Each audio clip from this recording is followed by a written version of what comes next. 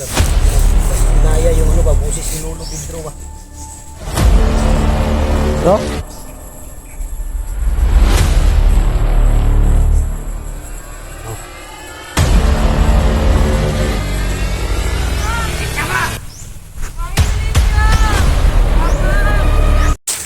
Yun mga idol, sa mapagpalang araw sa lahat at mapagpalang umaga sa lahat. At Migalab, shout out sa inyong lahat mga idol, sa lahat ng mga solid supporters natin dyan, sa lahat ng mga silent viewers. Yun mga idol, yung nahuli naming bata, dalawa, batang bandido, medyo binatilyo na yun, pero nasa mga 14, 15 ang edad. Ginamot ko mga idol para matanggal yung hypnotize sa katawan. Ayun, gumaling naman. Kaya nung pinaalis namin sila, habang nag on cam pa kami, tumakbo sila. Nung nag off cam na kami mga idol, nagpahinga kami saglit, bigla silang bumalik dahil may nagbabantay daw sa kanila, may nakaharang daw, hinabol sila.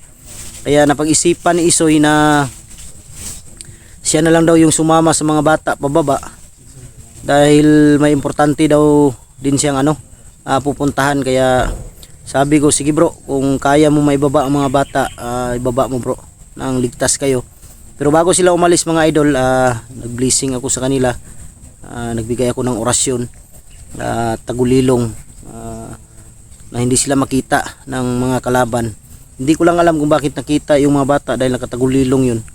Siguro may may bandido or may kulto siguro na kayang makakita ng nakatagulilong, kaya siguro nakita mga bata.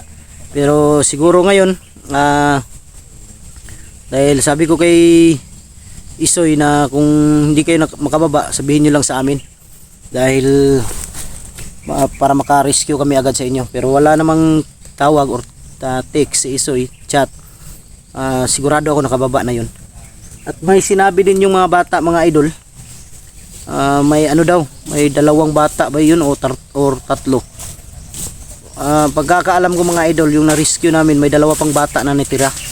Ang narinig nila, ialay daw yun sa kulto. Yun daw ang magpapalakas sa kulto, ang mga bata.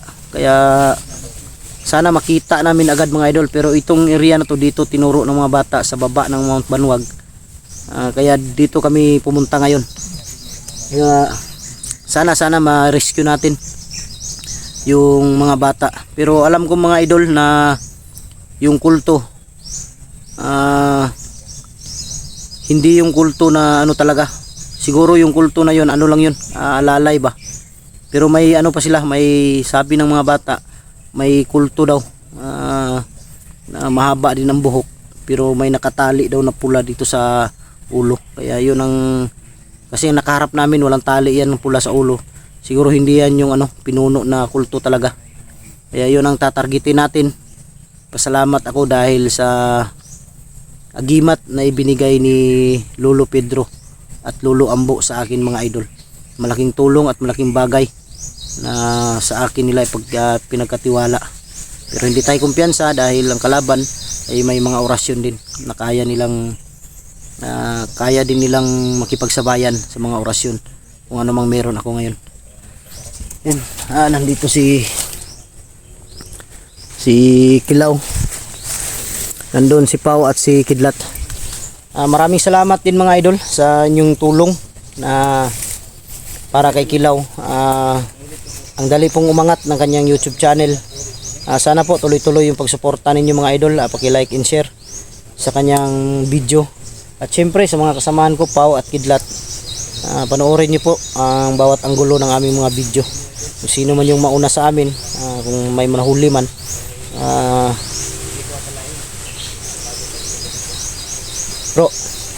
bro, biglang lumangkas yung hangin bro.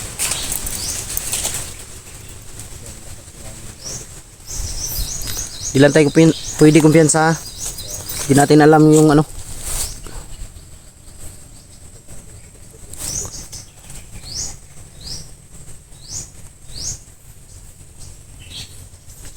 dito tayo bro.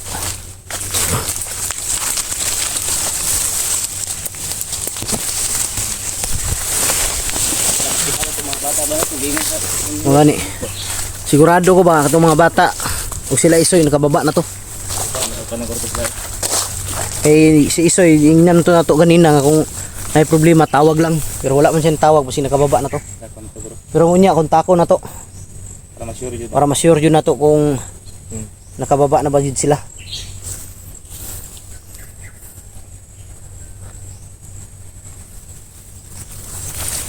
Ito yung ano mga idol, ito yung baba ng ano, sa baba ng Mount Banwag.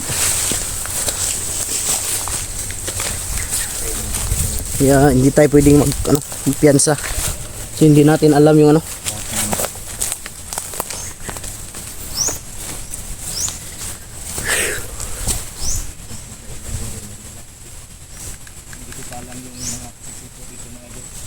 Si Kilaw mga idol, baka magtaka kayo na hindi alam ni Kilaw yung pasikot-sikot sa bundok. Nung Commander Kilaw siya alam niya, pero ngayon na naalis na yung ano sa katawan niya, hindi na niya alam. Hindi wala siyang alam talaga sa mga bundok. Pero bundok ang kanyang tinirhan. Pero dito sa mga area sa Mount Banwag. Sa isip ko ba? Mm. Yung dati.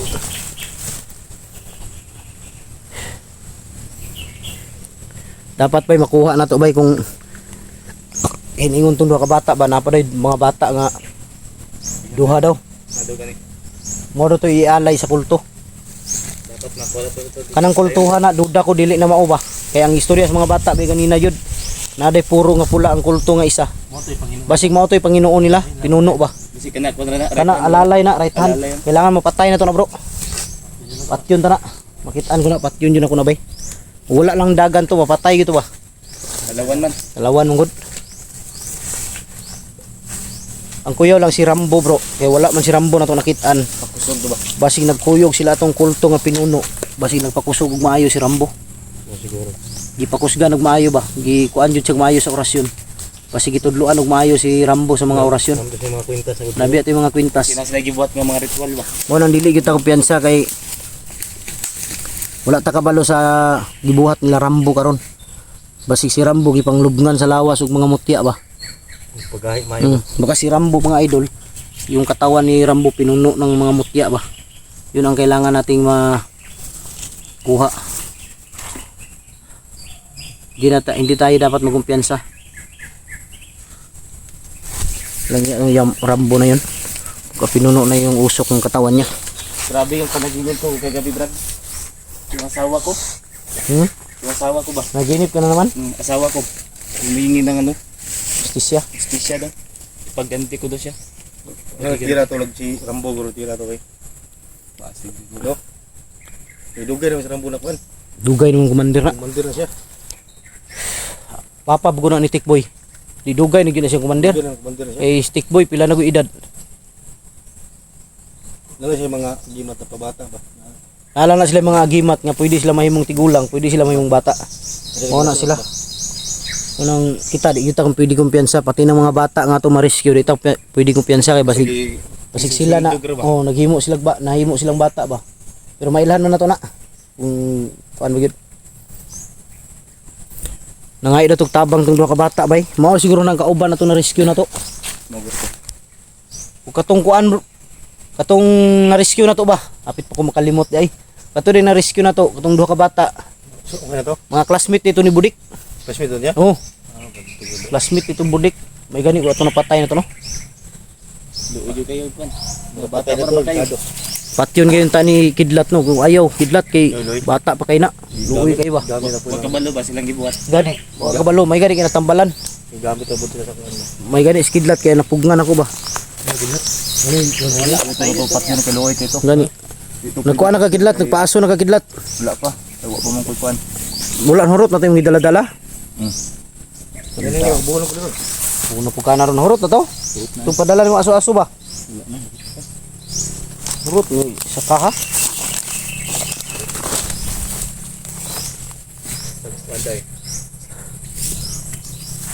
Horot dali ara mo horot no. At taon na mo ka paaso po.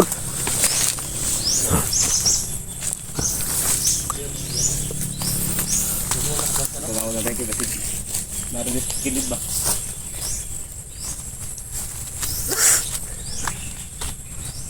Ay mo pensa kay nata sa ubo sa Mount Banwag. Diri sila gagi. Diri sila na ni balhin man sa kuang ubong kidlat bay. Na naloko na ni ron. Balik si mo. Balhin sa kuha. Nayabag na ni ron. Naman siguro yung orasyon ni si kidlat pag mabalhin sa ubo. Balik man. Ha? Balik.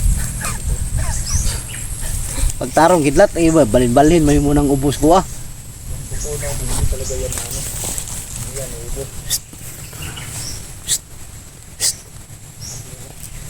Puro magnaitingog tigulang bay. Ano? Diri dapit oh.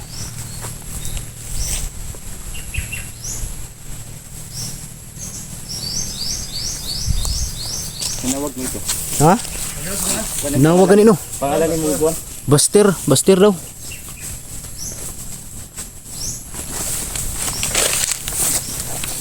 Dili ni si Lolo Pedro ni. Basig si Lolo Pedro ni ba? Wala ang bugalit. Iba sampit mo pangalan. Mugaling nawa ang bugalit. Buster daw.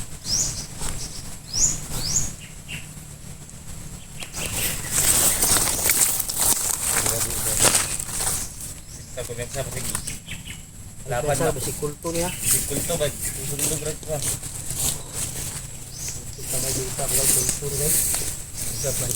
Basi ginaya yung ano ba, busis ni Lolo Pedro ba?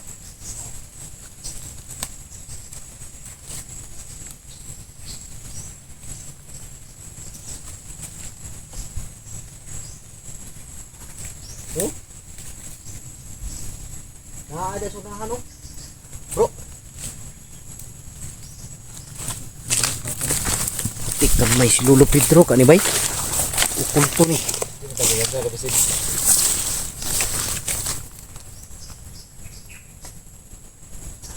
Kunan ni ron.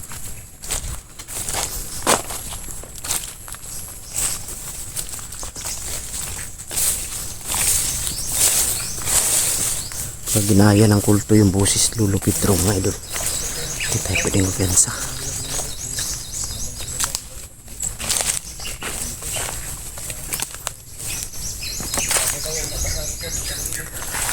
Lo? Lo? Wala man. Lo?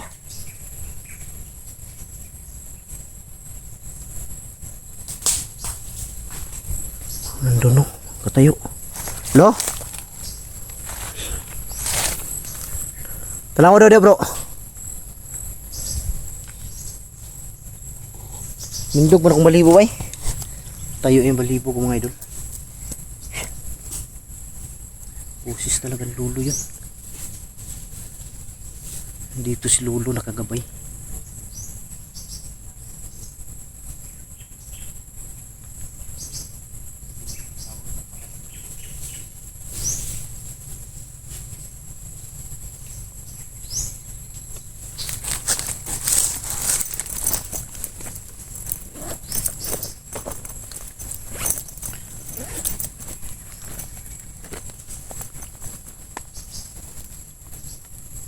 Lo? No.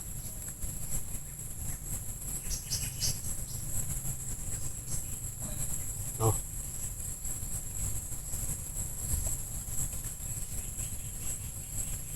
Salamat kayo, salamat. Salamat. Salamat kayo. Bro. Bro. Tara daw siya diri bro, sulibot. Lolo Pedro bro.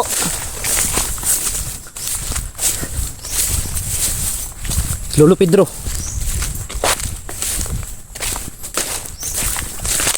Narado siya diri sa palibot. Gamit akong mutya ba. Naday mga bihag diri. Nadaw diri mga bihag brad. Ha? Nadaw. Nadaw. Kaya kinumdum ko pwede mo di gamito ng mutya day. Tawag siya.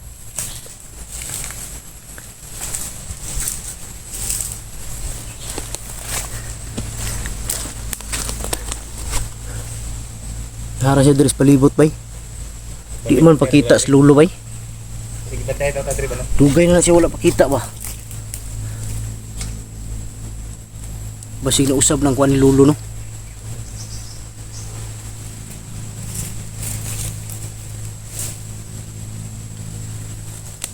Mardo siya dali. Hindi ta ko kuan. Di ta magdugay diri dapita. Nay na ta sa unahan. Pinaardo diri ang mga bihag. Ganda magkita na ito sa mga bata ba? Okay. Mga bata ba dapat makuha na to bago maalay sa kulto. Kaya mao daw na pakusog sa kulto kanang makakuan siya mga bata. Pikado kayo. Pero mapatay na gyud nato ng kulto bay. Tara ta. Tumawag yun. Asa? Diri ta ta.